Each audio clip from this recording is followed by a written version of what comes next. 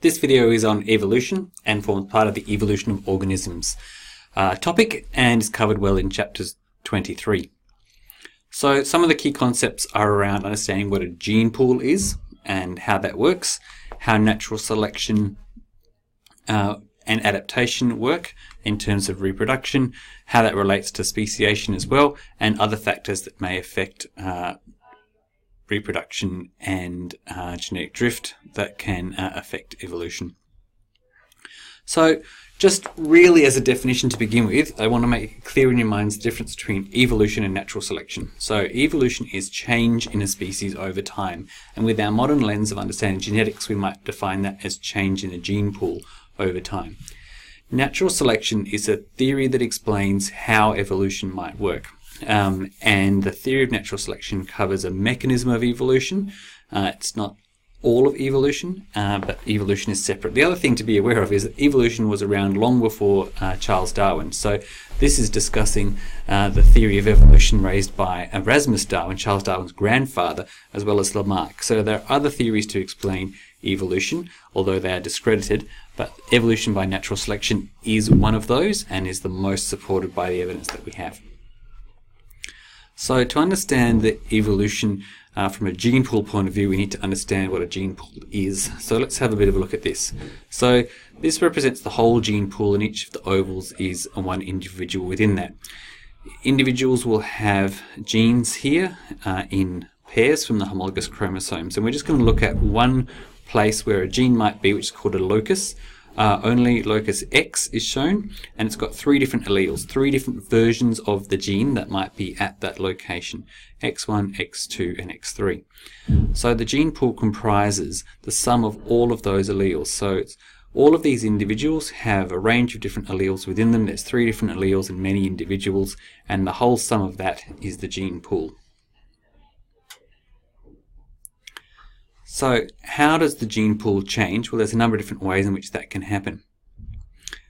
These ones are mostly random. So in terms of the small population, when we look back at that gene pool, if you were to only take a few individuals from that gene pool, so just these three here, you might not get any of the X1 allele. And so suddenly if you took a small proportion of that gene pool by having a small population, you would lose that frequency of the X1 allele. Non-random mating can change that. Mutations might generate new alleles as well, and that will change the gene pool. And gene flow is about individuals leaving or coming into that gene pool as populations change dynamically in time. But natural selection is obviously a real driver around that, and it's one of the reasons in which gene pools can change. Non-random mating is connected to that through sexual selection as well, but really we're looking at natural selection here. So how does natural selection work as a way of changing the gene pool compared to, for instance, mutations that are just random or fluctuations in population size? So natural selection works on this idea of selection, is that there's some traits that are positive and that those are going to lead to increased reproductive success. So when we look back at our gene pool thinking about these alleles, so the combination of gene versions leads to traits. So the different alleles might give you physical, behavioral, or physiological traits in terms of how your cells work. The selection of genes themselves, the allocation of those, is the genotype. How those affect those characteristics is called your phenotype. And in this case, we have a peppered moth, the light version and the dark version. You can see that there's a physical characteristic of the light version having a lighter color and the dark version having a darker color. In certain situations, such as on this dark tree here, those traits might be adaptive. So this one gives you good camouflage, but that version doesn't. And that's going to change their chance of reproductive success. This moth may not survive, but it may well survive in order to reproduce, whereas this one, although it also may or may not survive, probably has a lower chance of survival. And therefore this one's less likely to pass on the genes for the light color, the particular allele that gives the light color. And so over time, there's going to be a change in that allele frequency in the population, just meaning that the allele at this locus that gives the dark color is more likely to be passed on to the next generation. And that's going to be evolution by natural selection. So how did this theory arise, and where was Darwin coming from, and how can we sum that up?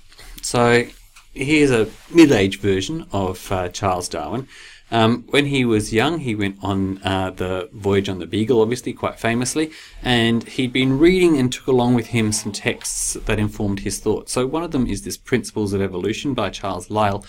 That one really set up the idea about the long time frame that's required for evolution. So the biblical view of the 5,000-year-old Earth was countered by geological evidence, and Darwin was really into geology and looked at a lot at geology as he went around and showed those long time scales of geological time that would allow his theory to have the space to for evolution to happen.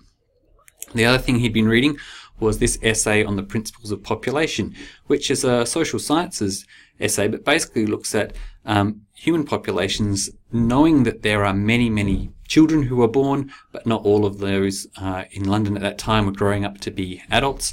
And so the idea that we produce more offspring than what survive. So even if populations are fairly stable, it's because there are more offspring than survive to adulthood.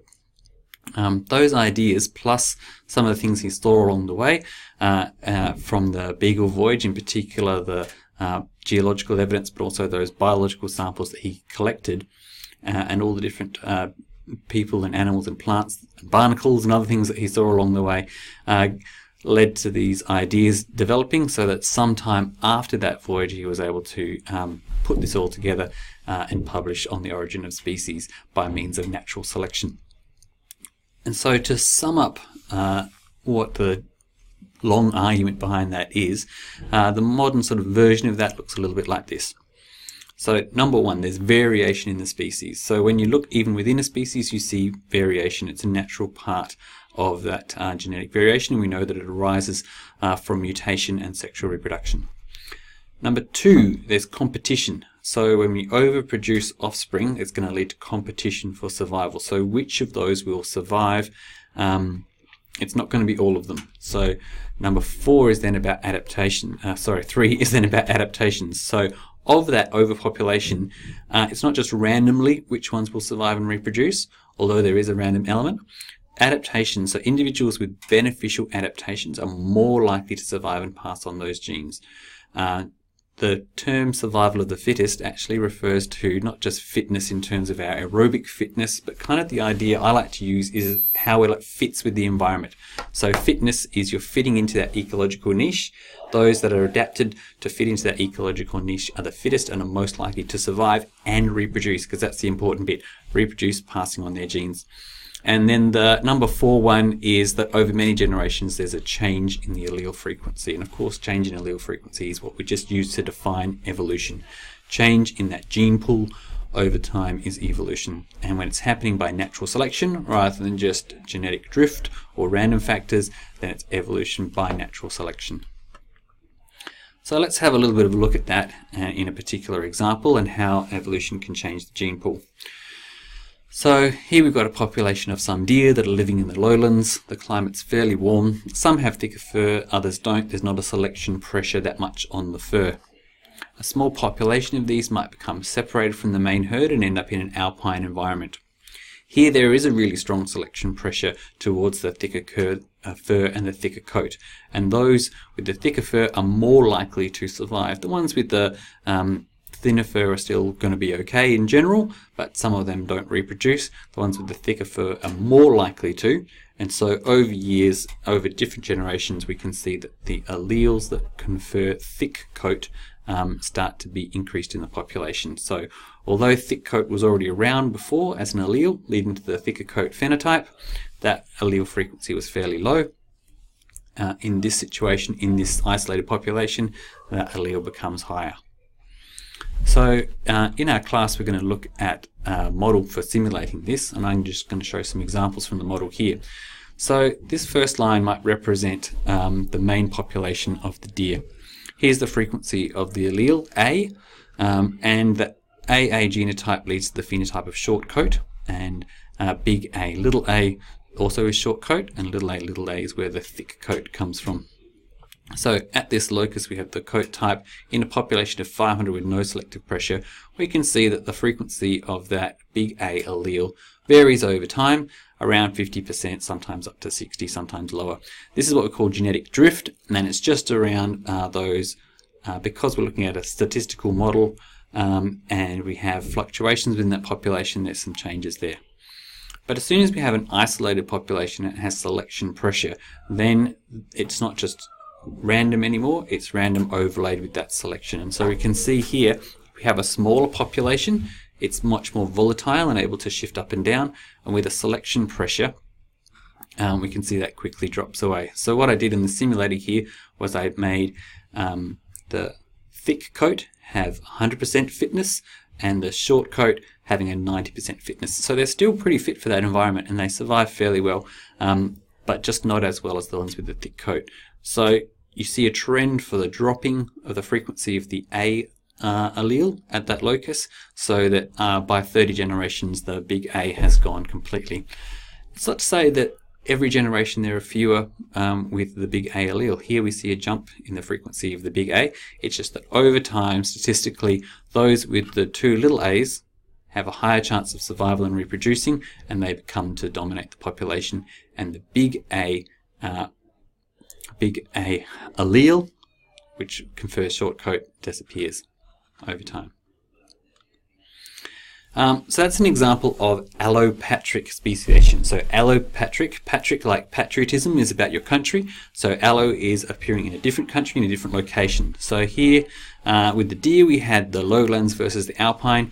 Here a river comes through these trees. The ones on this side and this population on the other side of the river become separated into different geological regions. Different geographic regions, and we see speciation occurring as they change and adapt over time and become genetically separated, leading to reproductive isolation.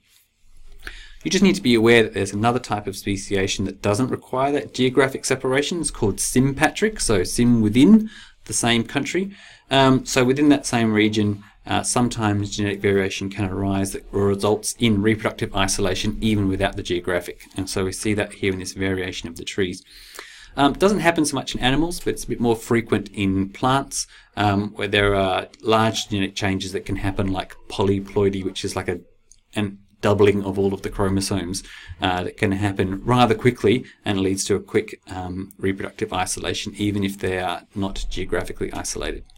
So there's some different ways in which speciation can occur and how natural selection, speciation, genotypes, phenotypes and gene pools all go together.